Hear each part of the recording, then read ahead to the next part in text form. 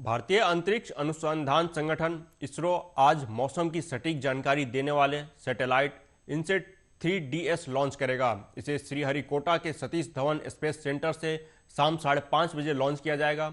Satellite की launching GSLV Mk2 rocket से होगी। उड़ान भरने के लगभग 20 मिनट बाद जियोसिंक्रोनस ट्रांसफर ऑर्बिट में तैनात होगा।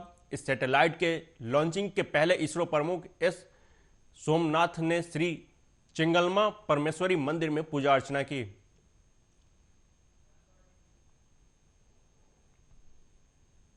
नई दिल्ली में डॉक्टर अंबेडकर इंटरनेशनल सेंटर में भारत स्टार्टअप और MSME शिखर सम्मेलन को संबोधित करते हुए उपराष्ट्रपति ने इस बात पर जोर दिया कि देश को केवल वही आयात करना चाहिए जो अपरिहार्य रूप से आवश्यक हो, ताकि भारत की विदेशी मुद्रा की निकासी, नागरिकों के लिए रोजगार के अवसरों की हानि और विकास में बाधाओं को रोका जा सके।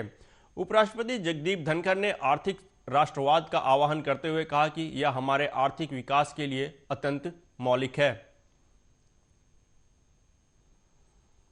Account for about 30% of India's GDP, 45% of manufacturing output, and provide employment to over 11 crore individuals.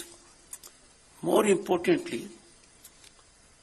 it is an area that produces finest minds that contribute to the growth of economy.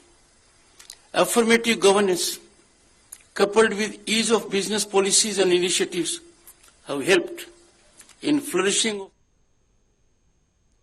AIMIM प्रमुख असदुद्दीन ओवैसी ने तेजस्वी पर जमकर हमला किया। इस दौरान उन्होंने तेजस्वी पर पलटवार करते हुए कहा कि हम अधिक संसदीय सीटों पर उम्मीदवार उतारने की सोच रहे हैं, क्योंकि मैं जानता हूं कि आप भाजपा को नहीं रोक सकते। मैं तेजस्वी से पूछना चाहता हूं कि हमारे 4 विधायकों का क्या हुआ? वो अब सारी विश्वसनीयताएं खो चुके हैं। मैं आपसे अपील करता हूं कि मजलिस को मजबूत करें ताकि आपकी आवाज लोकसभा में भी सुनी जा सके और हम PM मोदी के 370 सीटों के सपने को रोक सके।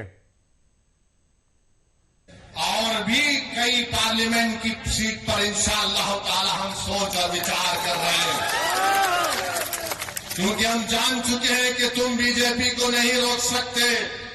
मोदी को अगर कोई रोक सकता है तो इंसाफ पसंद लोग रोक सकते हैं। ये मिलावटी, ये मिले हुए लोग नहीं रोक पाएंगे। ये कभी भी किसी भी कीमत पर आपका सौदा कर जाएंगे। तो हम आपसे अपील कर रहे हैं कि अपने मुत्तहिद रहिए, मजलिस को मजबूत रखिए, क्योंकि मगरिब का वक्त भी होने जा रहा है। हम आपसे आपके वोटों से मुंतखब शुदा, आपकी दुआओं से मुंतखब शुदा 4 विधायक को उन्होंने खरीद लिया। अब बताइए कौन जिम्मेदार है अगर आज बिहार में बीजेपी की सरकार है? तेजस्वी से पूछेंगे तो तेजस्वी बोलेंगे चाचा हमको छोड़कर चले गए। नीतीश कुमार से पूछेंगे तो अल्फाज चाप चाप कर बोलेंगे हम मर भी गए तो नहीं जाएंगे, अब कह रहे हैं कि हम यहीं रहेंगे। यानी नीतीश कुमार, अगर गिरगुट और नीतीश कुमार को सामने रखा जाए तो गिरगुट कहेगा कि मुझे इससे शर्म आती है। इतना रंग बदलते नीतीश कुमार, सुबह में जो बोलेंगे शाम तक चाचा पलट जाएंगे।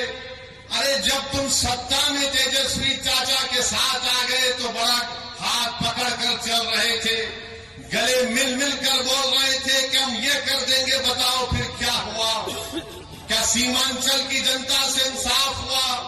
क्या सीमांचल में यहाँ पर आप ही के इस विधानसभा में यहाँ पर 2 अनुमंडल की जरूरत थी? क्या एक अनुमंडल खुला?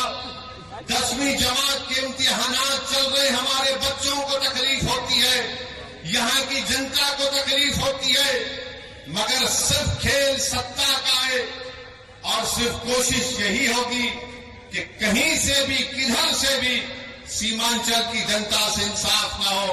मैं पहले भी आपसे कहा हूं और आज फिर कह रहा हूं मेरे भाई, जब तक अल्लाह असदुद्दीन ओवैसी को जिंदा रखेगा मैं सीमांचल की लड़ाई लड़ता था, लड़ रहा हूं और इंशाअल्लाह ताला लड़ता रहेगा। सीमांचल हो जाता है।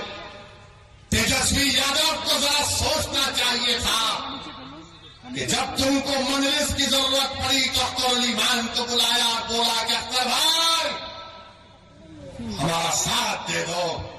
तेजस्वी, तुमने जो 4 गुलाब जामुन समझकर हमारे विधायक को खा दिया, वो हजम कर गए तुम उनको? क्या किया तुम